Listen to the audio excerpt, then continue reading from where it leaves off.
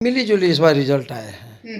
निश्चित रूप से पिछली बार 2019 में जिस ढंग से चुनाव हुआ वो ढंग से नहीं आया, क्योंकि पिछली बार जो चुनाव हुआ था राष्ट्र के नाम पर हुआ था और इस बार उस पर हावी हो गया जाति हावी हो गई। जो व्यक्ति चपरासी के भी नौकरी के लिए एलिजिबल नहीं है वो नौकरी देने की बात करता हो।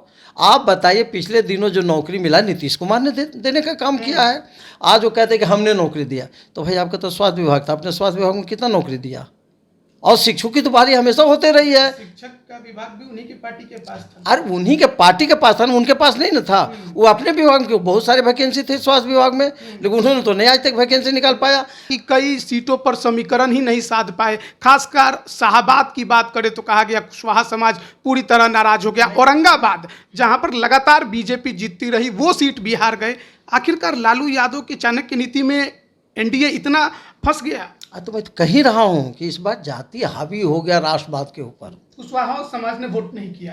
हाँ, कुछ तो जरूर असर हुआ, चूंकि जहाँ भी कुशवाहा समाज था, एक प्रश्न तो कुशवाहा के बीच में उठा कि कुशवाहा समाज से एक भी सीट भारतीय जनता पार्टी में नहीं दिया, लेकिन कुशवाहा समाज से यह भी कुछ लोग उठाए कि लेकिन आज तक तो किसी ने उप मुख्यमंत्री भी नहीं बनाया तो भारतीय जनता पार्टी नहीं बनाया। कहीं कहीं कुशवाहा के वोटों में बिखराव आया। काराकाट में उपेंद्र कुशवाहा हार गए। तो कहते रहे, लेकिन वहाँ पर कुछ मैं तो कह ही रहा हूँ कि जातिवाद इस बार राष्ट्रवाद पर कुछ हावी रहा, चूँकि अफवाह फैलाने वालों सफल रहा दो बिंदु पर। एक तो जातिवाद किया और दूसरा जो कह रहे हैं कि संविधान बदलने का जो कहा। कुशवाहा समाज का एक और एग्जाम्पल है औरंगाबाद। जेडीयू से आरजेडी में गए अभय कुशवाहा चुनाव जीत गए। बीजेपी के कैंडिडेट सुशील सिंह चुनाव हार गए। आप तो औरंगाबाद के समीकरण को बेहतर समझ रहे होंगे, आप लोकसभा का चुनाव भी वहाँ लड़े हैं। देखिए, इस बार क्या है कि फसल मेरा उगाया हुआ था, उसने सिर्फ काटा है, उसने कुछ किया नहीं है। वो तो आप देखिएगा, वहाँ के लोगों से आज भी आप पूछिएगा तो लोग कहते हैं कि यदि आप होते तो 2 लाख से ज़्यादा के अंतर से जीतते। वो तो फसल मेरा तैयार किया तो वो सिर्फ काटा है। तो वहाँ तो टिकट का वहाँ तो व्यापार होता है, लालू यादव के यहाँ तो व्यापार होता है, इसमें कहीं कोई कहने की बात है। सब कोई जानता है व्यापार होता है। कहा जा रहा है उपेंद्र कुशवाहा जी को राज्यसभा भेजा जाएगा। अब क्या किया जाएगा, वैसे तो बहुत लाइन में रहेंगे। उनको तो मौका मिला है चुनाव लड़ने का, हो सकता है कि इसमें भी दे सकते हैं या कुछ और जगह भी उन पर उनका एडजस्ट किया जा सकता है। नमस्कार, आप लाइव बिहार देख रहे हैं। मैं हूं राजमोहन तिवारी। लोकसभा चुनाव 2024 के परिणाम आने के बाद बिहार की राजनीति में कई तरह के कयास लगाए गए। नीतीश कुमार के एनडीए छोड़ने से लेकर बिहार में समय से पहले विधानसभा चुनाव होने तक की बातचीत काफ़ी ज़्यादा चली है। लेकिन इन सब के बीच जरा ये भी समझने की ज़रूरत है कि बिहार में आखिरकार एनडीए पिछड़ा कैसे, कई सीटों पर चुनाव हारा कैसे, जहां जीतना चाहिए वहां पर भी आखिरकार उसे पराजय क्यों मिली। लेकिन इसके अलावा जो सीटें इस बार सांसद बनने की वजह से विधानसभा की खाली हुई हैं, उन पर भी उपचुनाव होंगे। राज्यसभा की 2 सीटें खाली हुई हैं, उस पर भी उपचुनाव होंगे और एक एमएलसी की सीट पर। बात करने के लिए हमारे साथ पूर्व एमएलसी और बीजेपी के नेता उपेंद्र प्रसाद जी हैं। सबसे पहला तो सवाल आपसे यही है कि जो रिजल्ट आया है बीजेपी इससे खुश है? मिली जुली इस बार रिजल्ट आए हैं। निश्चित रूप से पिछली बार 2019 में जिस ढंग से चुनाव हुआ वो ढंग से नहीं आया, क्योंकि पिछली बार जो चुनाव हुआ था राष्ट्र के नाम पर हुआ था और इस बार उस पर हावी हो गया जाति हावी हो गई। इस बार पूरे देश में जाति हावी हो गई या केवल राष्ट्रवाद पिछड़ के नहीं, पूरे देश में राष्ट्रवाद इस बार पिछड़ गया है। अब कारण जो भी रहे, पार्टी इस पर समीक्षा करेगी, आखिर क्यों इतने विमुख हो गए राष्ट्रवाद से लोग, इस पर समीक्षा होगी। इसका मतलब यह है कि लोगों ने मुद्दे पर वोट किया, राष्ट्रवाद पे वोट नहीं किया। नहीं, मुद्दे नहीं, मैं तो कह रहा हूँ कि जातिवाद हावी रहे, मुद्दे कहाँ इसमें आए, ये तो जातिवाद पर हावी हो गए। दूसरी बात कि कुछ लोगों ने ये समाज में भ्रम फैलाने का काम किया, प्रतिपक्ष के लोग, कि यदि इस बार नरेंद्र मोदी जी स्पष्ट बहुमत में आएंगे तो संविधान बदल दी जाएगी। जो कि ऐसा हो नहीं सकता है। आज तो कांग्रेस के समय में 100 कुछ संविधान के संशोधन हो चुके, तो क्या संविधान बदल गया? संविधान में तो संशोधन समय समय पर जिस तरह से जो परिस्थितियाँ उत्पन्न होती है उसके हिसाब से संविधान संशोधन होते रहते हैं। लेकिन उसमें तो शर्त संविधान का धारणा में यही, भावना में यही है कि उसकी भावना नहीं बदलनी चाहिए, मूल जो उसका आधार वो नहीं बदलनी चाहिए। तो किसी पार्टी में ये दम ही नहीं है, किसी पार्टी को ये अधिकार नहीं है कि संविधान को बदल देगा। हाँ, समय समय पर इसकी समीक्षा होती रही है, संशोधन होते रहे हैं, जो कि कई बार सबसे ज़्यादा तो आज तक कांग्रेस ही किया है इसमें संशोधन। लेकिन विपक्ष इसको तोड़ मड़ोड़ कर जो अफवाह फैलाया, वो अफवाह फैलाने में सफल रहा। इसका मतलब है कि जनता ने आपके बातों पर कम विश्वास किया, विपक्ष के बातों पर ज़्यादा विश्वास किया। नहीं, चूंकि अब तो जनता पर है, चूंकि विपक्ष ज़्यादा या हुआ किया। हम लोग तो काम में विश्वास करते थे, हम तो देश को कैसे देश का तस्वीर बदले। और आदरणीय नरेंद्र मोदी जी जब से प्रधानमंत्री बने हैं तो दुनिया के सामने भारत की तो एक नई तस्वीर गई है। हम लोग तो तस्वीर सुधारने में, चेहरा सुधारने में लगे हुए थे, और वो लोग का काम ही सिर्फ अफवाह फैलाना था। लेकिन वो लोग तो नौकरी की भी बात कर रहे थे, रोजगार की भी बात कर रहे थे, खाते में 1 लाख रुपया हर साल भेजेंगे, इसकी भी बात कर रहे थे। कहा गया कि प्रधानमंत्री तो इन मुद्दों को ही नहीं उठा रहे हैं। नहीं, देखिए ऐसी बातें नहीं है जो हमें तो हास्यास्पद लगती है। जो बिहार में बहुत तेजस्वी जी बड़े सीना चौड़ा कर के बोल रहे थे नौकरी के सवाल पर। आप बताइए, कहीं भी सबसे निम्न वर्ग की नौकरी, निम्न श्रेणी की नौकरी चपरासी की मानी जाती है। उसके लिए भी मिनिमम क्वालिफिकेशन इंटरमीडिएट चाहिए आज के डेट में। पहले मैट्रिक था, उसके पहले 7वां था, आज इंटरमीडिएट चाहिए। जो व्यक्ति चपरासी के भी नौकरी के लिए एलिजिबल नहीं है, वो नौकरी देने की बात करता हो। आप बताइए, पिछले दिनों जो नौकरी मिला नीतीश कुमार ने देने का काम किया है। आज वो कहते हैं कि हमने नौकरी दिया, तो भाई आपका तो स्वास्थ्य विभाग था, आपने स्वास्थ्य विभाग में कितना नौकरी दिया? और शिक्षकों की तो बारी हमेशा होते रही है। शिक्षक का विभाग भी उन्हीं की पार्टी के पास था। अरे उन्हीं के पार्टी के पास था ना, उनके पास नहीं ना था। वो अपने विभाग में बहुत सारे वैकेंसी थे स्वास्थ्य विभाग में, लेकिन उन्होंने तो नहीं आज तक वैकेंसी निकाल पाया। दरअसल शिक्षा विभाग में अनवरत बहालियाँ चल रही है। नीतीश जी के जवान जब आप सरकार से बाहर थे, बीजेपी के साथ हमारी सरकार थी, तब भी शिक्षकों की बहाली हो रही थी, वो अनवरत जारी था। इसलिए उसका कोई क्रेडिट नहीं है। लेकिन मैं कहा ना कि बिहार में भी नीतीश सरकार काम करने में लगी हुई थी और वो लोग अफवाह फैलाने में लगे हुए थे। तो सवाल है कि जिसके लिए मुख्य मुद्दा जो काम रहेगा उसमें तो सफल होगा ही ना। उनका मुख्य मुद्दा था अफवाह फैलाना, जनता के बीच में अफवाह फैला रहे थे। हमारा मुख्य मुद्दा था जनता के लिए काम करना, हम लोग काम में विश्वास कर रहे थे। तो कह रहे हैं तेजस्वी यादव की नीतीश कुमार स्पेशल स्टेटस मांगे केंद्र सरकार से, नहीं मिले तो एनडीए छोड़ दे, हमारे लिए तो दरवाजे उनके लिए हमेशा खुले हैं। एक चीज़ बताइए, नीतीश कुमार इस राज्य में जब से बिहार का बंटवारा हुआ, झारखंड बना, तभी से नीतीश कुमार जी विशेष राज्य का दर्जा मांग रहे हैं। और इस बीच में यूपीए की भी सरकार केंद्र में बनी, एनडीए की भी सरकार बनी। यदि आज उनमें जो बिहार के प्रति अगाध जो प्रेम उमड़ रहा है, तो यूपीए की सरकार में क्यों नहीं आप विशेष राज्य का दर्जा बिहार को दे दिए? नीतीश कुमार तो उस समय भी एक बार शर्त रखे थे कि जो हमको विशेष राज्य का दर्जा देगा उसको हम समर्थन करेंगे, तो उसमें आप क्यों पिछड़ गए? ये सब केवल बकरोलबाजी है, ये सब कुछ नहीं है, सच्चाई से कोई मतलब नहीं है। जनता को गुमराह करने का ये असफल प्रयास है। आपसे हम सवाल कर रहे हैं, विशेष राज्य का दर्जा बिहार के लिए जरूरी है या नहीं है? देखिए, विशेष राज्य का दर्जा हो या विशेष पैकेज हो, समय समय पर एनडीए की सरकार ने बिहार को विशेष पैकेज दिया है। आज विशेष पैकेज नहीं देता, नहीं मिलता, तो आज बिहार की तस्वीर होती क्या? झारखंड बंटने के बाद जो पूरे देश का 40% मिनरल जो झारखंड में बिहार को मिलता था, वो झारखंड में चला गया 7% करीब, जिससे रॉयल्टी आती थी, जो बिहार का विकास होता था, और उसमें चला गया। झारखंड के बाद तो बिहार के पास कुछ बचा नहीं। इसके बावजूद भी जब संयुक्त बिहार था, तब लालू जी के हाथ में नेतृत्व था। पहले जो उद्योग चल भी रहे थे लालू जी के समय में, सब बंद हो गए। और जो एनार्की फैली, न बिजली किसी कहीं पर थी, न सड़क कहीं पर थी। सड़क में गड्ढा कि गड्ढा में सड़क है, कुछ पता नहीं चलता था। बिजली का पोल था, लालू जी के राज में बिजली का तार बेच के सोन पापड़ी खा गए थे। आज नीतीश कुमार जी का जब राज आई, एनडीए की जब सरकार बनी, भाजपा और नीतीश कुमार के संयुक्त जब सरकार बनी, तो सड़क का भी बदहाल स्थिति सुधरी, बिजली में भी सुधार आई। और बिहार जो बीमारू राज कहा जाता था, जो कभी सुधरने वाला जो माना गया था राज, वो बिहार को आज बिहार की नई तस्वीर देश के सामने आ गया। अब बिहार विकास कर रहा है, विकासशील है, और लग रहा है कि जिस तरह से बिहार का जिस गति से विकास हो रहा है, आज तो देश में अव्वल है विकास दर में। अब आने वाले दिनों में यदि इसी ढंग से होते रहा, 10-15 साल में बिहार विकसित राज्य को श्रेणी में आ जाएगा। लेकिन मैं ये कहना चाहता हूँ कि विशेष राज्य का दर्जा नहीं मिलने के बाद भी बिहार जो इतना विकास किया, कैसे विकास किया? इसका मतलब कि एनडीए की सरकार जब बनी है, बिहार को विशेष पैकेज मिला है। विशेष राज्य के दर्जा का जो शर्त रखा गया है, वो शर्त पर बिहार खरा नहीं उतरता है, जिस वजह से एक टेक्निकल वजह बन रही है जो कि विशेष राज्य का बिहार को दर्जा नहीं प्राप्त हो रहा।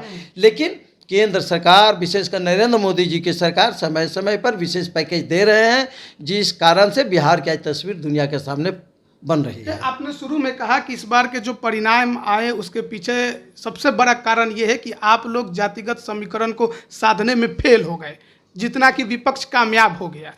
देखिए, हम लोग जातिगत काम करते भी नहीं हैं। हम लोग राष्ट्र को हित में रख के, राज्य के हित में रख के और विकास के मद्देनजर काम करते हैं। दूसरा पक्ष है जो कि जाति का ही दिन रात रट लगाए रहता है। तो जो जातिवादी है, परिवारवादी है, भ्रष्टाचारी है, उसका तो यही काम ही रहेगा। इसके अलावा उसके पास काम क्या है? अब 2005 के पहले का बिहार आप नहीं देखे हैं? विकास के मामले में क्या था? आज तक तो वही सब कर करके सत्ता ही भोगे हैं करीब 15 साल 20 साल तक, केंद्र राज्य से लेके केंद्र तक। बिहार में 40 लोकसभा की सीटें 2019 में 39 आप लोगों ने जीती। इस बार 30 सीटें ही जीत पाए, 9 सीटें हार गए। कहा गया कि कई सीटों पर समीकरण ही नहीं साध पाए। खासकर शाहाबाद की बात करें तो कहा गया कुशवाहा समाज पूरी तरह नाराज हो गया। औरंगाबाद, जहां पर लगातार बीजेपी जीतती रही, वो सीट भी हार गए। आखिरकार लालू यादव की चाणक्य नीति में एनडीए इतना फंस गया। तो मैं तो कह ही रहा हूँ कि इस बार जाति हावी हो गया राष्ट्रवाद के ऊपर। कुशवाहा समाज ने वोट नहीं किया।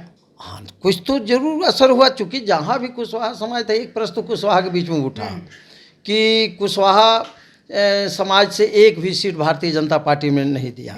लेकिन कुशवाहा समाज से यह भी कुछ लोग उठाए कि लेकिन आज तक तो किसी ने उप मुख्यमंत्री भी नहीं बनाया तो भारतीय जनता पार्टी ने ही बनाया।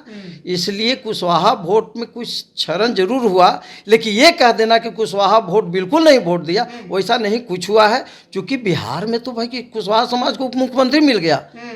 भारतीय जनता पार्टी अपना प्रदेश अध्यक्ष भी कुशवाहा समाज को दिया। आज तक तो बिहार में किसी ने नहीं दिया था इतनी बड़ी जिम्मेवारी कुशवाहा समाज को। यह भी बिहार के कुशवाहा लोगों ने समझा। आज अब देखिए ना भाई, पटना साहिब कुशवाहा के बातें तो बढ़िया है, यहाँ इसके बावजूद भी आज अच्छे वोट से रविशंकर जी जीते हैं, चूंकि कुशवाहा लोग तो वोट किया है। हाँ, कहीं कहीं कुशवाहा के वोटों में बिखराव आया है। काराकाट में उपेंद्र कुशवाहा हार गए। तो कहते रहे, लेकिन वहाँ पर कुछ, मैं तो कह ही रहा हूँ कि जातिवाद इस बार राष्ट्रवाद पर कुछ हावी रहा, चूँकि अफवाह फैलाने वालों सफल रहा 2 बिंदु पर। एक तो जातिवाद किया, और दूसरा जो कह रहे हैं कि संविधान बदलने का जो कहा, जो कि एकदम बिल्कुल निराधार है, निराधार है, कोई उसका आधार नहीं है। लेकिन वो लोग यही दिन रात कर ही रहे थे। इतना र्यूमर फैलाया, क्योंकि विपक्ष के पास इसके अलावा कोई मुद्दा नहीं था अफवाह फैलाने के सिवा। अफवाह फैलाने में वो सफल रहा। कुशवाहा समाज का एक और एग्जाम्पल है औरंगाबाद। जेडीयू से आरजेडी में गए अभय कुशवाहा चुनाव जीत गए। बीजेपी के कैंडिडेट सुशील सिंह चुनाव हार गए। आप तो औरंगाबाद के समीकरण को बेहतर समझ रहे होंगे, आप लोकसभा का चुनाव भी वहां लड़े हैं। देखिए, इस बार क्या है कि फसल मेरा उगाया हुआ था, उसने सिर्फ काटा है, उसने कुछ किया नहीं है। वो तो आप देखिएगा, वहाँ के लोगों से आज भी आप पूछिएगा तो लोग कहते हैं कि यदि आप होते तो 2 लाख से ज़्यादा के अंतर से जीतते। वो तो फसल मेरा तैयार किया तो वो सिर्फ काटा है। और आपको मैं बता दूं कि जब मैं चुनाव लड़ रहा था तो उस समय के जो हमारे प्रतिपक्ष के व्यक्ति थे, उनसे तेजस्वी जी मिल लिए, चाहे मिलकर जो उनको लाभ दिया हो, 4 गो कार्यक्रम देकर वो कैंसिल किए। 1 गो कार्यक्रम कैंसिल होता है तो माहौल बिगड़ जाता है, जनता में खराब मैसेज आता है। उन्होंने 4 गो कार्यक्रम कैंसिल किया। दूसरी बात है कि हमारे समय में चुनाव चिन्ह भी नया था, बिल्कुल नया था क्षेत्र के लिए। मैंने चुनाव चिन्ह को ये किया, और तब मैं करीब 4.25 लाख के लगभग वोट लाए उस परिस्थिति में। और अभी तो सब पूरा प्रचारित चुनाव चिन्ह उनका अपना था। और जब मैंने आरोप लगाया तो जहां मेरे यहाँ 4 गो कार्यक्रम कैंसिल किए थे, वहां पर 7 गो उन्होंने कार्यक्रम किया। कोई दिन तो डेरा ही डाल दिया वहां। तो चूंकि उनके लोग गोलबंद हुए और हमारा काम किया वह ये था, फसल रहा ही था, सिर्फ लोग काटे हैं जाकर, और क्या काम क्या किए हैं। पूरा माहौल बनाया था और अभय कुशवाहा जी उसको लूट ले गए। अभय कुशवाहा जी का सब लोग मुद्रा लूट ले गया। हमसे भी डिमांड किया गया था, मैं सक्षम नहीं था। मैं कहा कि मैं तो जनता के चंदा से मैं चुनाव लड़ता हूं, मैं किसी आपको मैं टिकट बंटवारे की। हाँ, तो वहाँ तो टिकट का वहाँ तो व्यापार होता है। लालू यादव के यहाँ तो व्यापार होता है, इसमें कहीं कोई कहने की बात है। सब कोई जानता है व्यापार होता है। आज उसी व्यापारी के तो केस में नौकरी के सवाल पर और कौन सी के सवाल, हर जगह तो उनका व्यापार ही हुआ, जिसमें जेलों गए हैं। अब फिर हो सकता है, संभव है जेल जाएंगे भी। अभी तो अंडर ट्रायल ही चल रहा है। कितना संपत्ति उनका सीज भी हुआ है। आप तो देख रहे हैं कि आज जितना भी लालू यादव के प्रति यादवों का ये रहे, लेकिन आने वाले दिनों में यादवों का मोह भंग हो जाएगा, क्योंकि सबसे ज़्यादा यादव विरोधी कोई काम किए हैं इस राज्य में तो लालू प्रसाद जी। आप बताइए, डी ग्रुप का नौकरी दिए हैं, करोड़ों रुपया वाला ज़मीन ले लेके 1 करोड़ रुपया यदि वो ज़मीन बेच के फिक्स डिपॉजिट भी करता है तो 3-4 को डी ग्रुप के नौकरी के बराबर उसको पेमेंट होता। लेकिन एक एक आदमी को करोड़ रुपया का ज़मीन ले लेके एक डी ग्रुप का नौकरी उन्होंने दिया, वो यादव से लिए। तो यादव विरोधी लालू यादव हैं कि बाकी हैं? अरे नीतीश कुमार तो जब सबको नौकरी दी तो वहाँ जाति देखे, जो उनके क्राइटेरिया में आया सबको उन्होंने नौकरी दिया।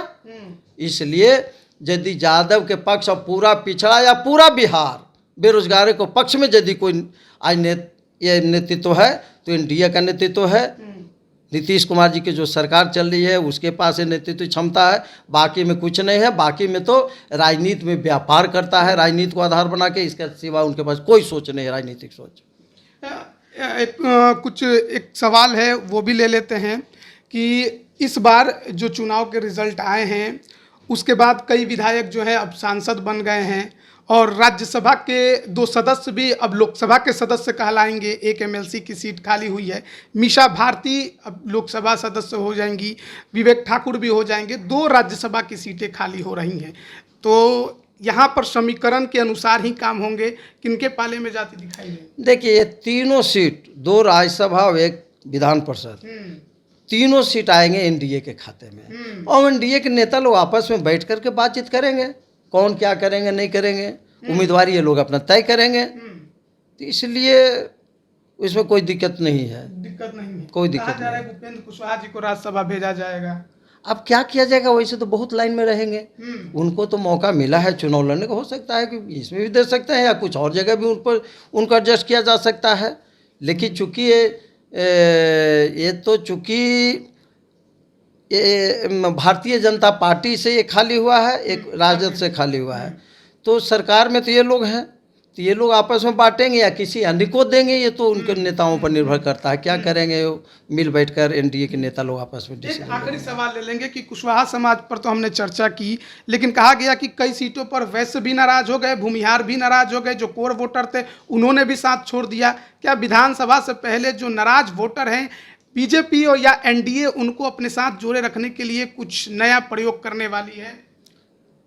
देखिए, ये अभी समीक्षा होगी, अभी तो सरकार के गठन होना है। सरकार गठन के बाद एनडीए के लोग और फिर इसके बाद अपने अपने पार्टी के स्तर पर भी लोग समीक्षा करेंगे, कहाँ पर क्या सुधार करना है। ये तो होते रहता है, ये तो राजनीति का एक प्रक्रिया है, प्रक्रिया होगी और आने वाले दिनों में जो रणनीति तय होगी आपको पता चल जाएगा। विधानसभा चुनाव समय से पहले हो जाएगा, एक और खबर निकल कर सामने आ रही है, कितनी सच्चाई है? देखिए, ये सब तो अटकलबाजी होती है, क्योंकि संविधान ने निर्धारित कर दिया है कि हर 5 साल पर विधानसभा या लोकसभा का चुनाव होना है।